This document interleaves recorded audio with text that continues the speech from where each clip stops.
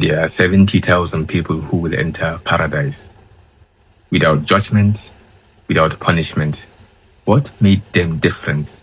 And how can you be amongst them? So not everybody who says La ilaha illallah perfects it. There are people who realize Tawheed completely, without shirk, without doubts, without dependency on other than Allah. They have an unparalleled level of dependency on only Allah. These are the people who will enter paradise without judgment and without punishment. But why don't I show you how? All this started from a conversation between two pious men, Abdurrahman ibn Mihsan and Sa'id ibn Jubayr. Sa'id asks, which of you saw the shooting star last night? Abdurrahman answered, oh yeah, I did, but not because I was doing the night prayer, but because a scorpion bit me. So he asked him, when it bit you, what did you do? He said, I did ruqyah. I made supplication over the biting. Sa'id said, why did you do that? He said, because I heard a hadith from Sha'bi. In that hadith, the Prophet mentioned, ruqyah is allowed for the evil eye and a poisonous sting. Sa'id went on to say, what a wonderful thing you did, applying the hadith you heard from the Prophet. However, I heard a hadith from Abdullah ibn Abbas who said, all the nations were presented to me. I saw a prophet, and not more than 10 people followed him throughout his lifetime. And I saw another prophet, only 1 or 2 people followed him. I even saw a prophet, nobody followed him.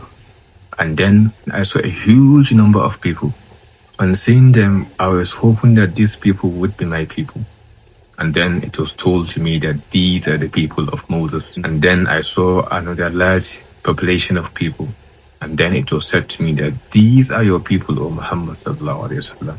And with them is 70,000 people who will enter paradise. No judgment, no punishment.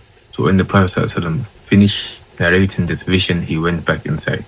The companions started talking about who these people are, wanting to know what their qualities are. And we know that the vision of the prophets are true. And not just true, but a form of revelation from Allah. To cut the story short, when the Prophet ﷺ came back, he told them that these 70 people, these are their 4 qualities.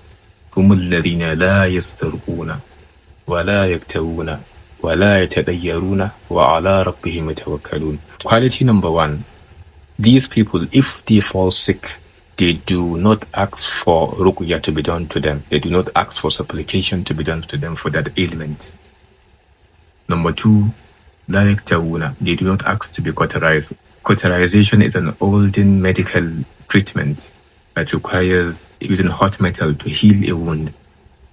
And number 3, ولا يتطيرون. They do not believe in bad omen or act on bad omens, which we have discussed in a previous video. And lastly, وعلى ربهم يتوكلون. They have utmost and complete dependency and trust on Allah. Let's take them one by one. They do not ask for ruqyah to be done for them. It doesn't mean that doing ruqyah or asking someone to do ruqyah for you is not permissible. It's very permissible. In fact, that is one of the qualities that makes these people a notch higher than most people, most Muslims, because their dependency on Allah outweighs anything you know. Even the things that are permissible, if it's going to touch their dependency on Allah, they do not involve themselves in it. And this does not mean that you don't seek for medicine. In fact, the Prophet categorically stated in the Hadith, Tadawu, seek for medicine if you fall sick. This is just to say that if they fall sick, they don't knock on somebody's door and ask that person because of his piety and what have you, and say, why don't you pray for me that I feel better? Even though that is permissible, their dependency on Allah creates a direct connection with Him that they do not require a middleman between them and Allah. So if you fall sick, you can supplicate for yourself using the many dua that the Prophet ﷺ taught us. There's no harm in that. And this is not talking about that. Or seeking medicine. This is not talking about that. It's talking about going to somebody else and telling him to pray for you. That is what ruqyah means. That's number 1. Number 2, they do not cauterize because of taking extreme measure just to get better. Number 3, they do not believe in bad omen. The first 2 is permissible outrightly. But the third one is haram and can even take you out of the fold of Islam. We have explained this in a previous video. Bad omens, not something you should involve yourself in. It completely tarnishes your dependency on Allah and makes you think that something other than Allah has the power to give you something of benefit or to protect you of harm. And lastly, وَعَلَىٰ رَبِّهِمْ يَتَوَكَّلُونَ. They have total dependency in Allah. Whatever test you go through, they know that the one doling out that test is Ar-Rahman, the most merciful. And that test, no matter how harsh it is, He is doing it either to uplift their status or to expiate their past sins or to give them a wake-up call. وَعَلَىٰ رَبِّهِمْ يَتَوَكَّلُونَ. They trust Allah completely. And this is the kind of discipline the Prophet gave his companions, to the extent that one of them will be on their ride and their whip will fall down. They won't ask somebody for help, because asking somebody for help, while permissible, reduces your dependency on Allah.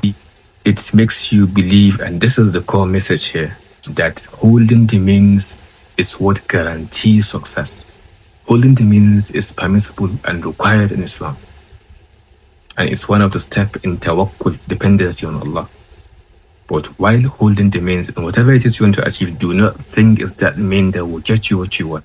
And that is why it's called a termed Tawakkul as wajib. So their defining characteristic that makes them perfect Tawheed and make them enter paradise بغير حساب ولا عذاب, no punishment, no judgment, is because of their utmost dependency on Allah. And don't forget that dependency has two steps. The first is holding the right means, and the second is trusting Allah while holding the right means. So it doesn't mean that you should throw away the means. It means that you shouldn't have any dependency on that means, thinking that because you have the right connection, because you know the right people, because you have the qualifications, because you have the expertise, because you have taken all these measures, then things of benefit must happen to you. No. On this point, Ibn Taymiyyah made a beautiful statement. What has been decreed should be met with two things, he said. Tawakkul before it, being pleased after it.